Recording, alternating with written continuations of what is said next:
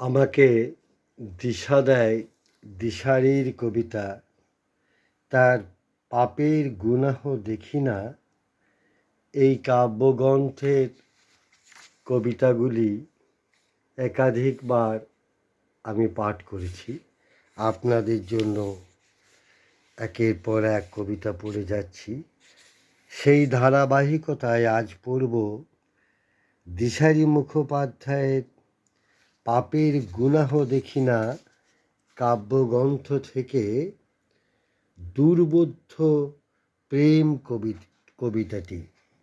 দুর্বোধ্য প্রেম, দিশারি মুখোপাধ্যায়। আমি যেসব কথা তোমাকে লিখে পাঠাই, তুমি তার কোনো অর্থ খুঁজে পাও না। বিশ্বাস করবে কি না জানি না, আমিও যখন আকাশ গঙ্গায় স্নান সেরে প্রক্সিমা সেন্টাউরির দিকে বিস্তারিত ভুবনটিকে বুঝতে চাই, কোনো অর্থ খুঁজে পাই না। অথচ কি বিশাল সেই গণিতবিহীন ঐশ্বর্যের ছড়িয়ে পড়া উজ্জ্বলতা ও আধার মেশানো বিনয়। আমি কথাগুলো সরল বাক্যে, যৌগিক বাক্য, জটিল বাক্য, এমনকি সমাপিকা ও অসমাপিকা বাক্যেও পরিবেশন করি।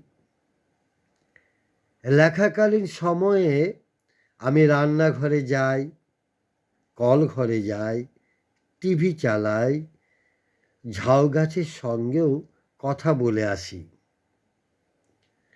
এরা প্রত্যেকেই আমাকে একটু একটু করে সাহায্য করে, পরামর্শ দেয়। কোনো কথা কেমন করে বললে তোমার পছন্দ হবে, অথচ তোমার তা হয় না। ফিরিয়ে যে নেব তাদের, তাও পারি না। তুমি না বুঝলেও তারা তোমাকে দিনে দিনে অনেকটাই বুঝে নিয়েছে। তোমার নরম গোলাপের মতো কলজেটিকে। কবি দিশারি, বন্ধু দিশারি, তাকে আমার এক বুক ভালোবাসা, শুভেচ্ছা। কবির জয় হোক, কবিতার জয় হোক।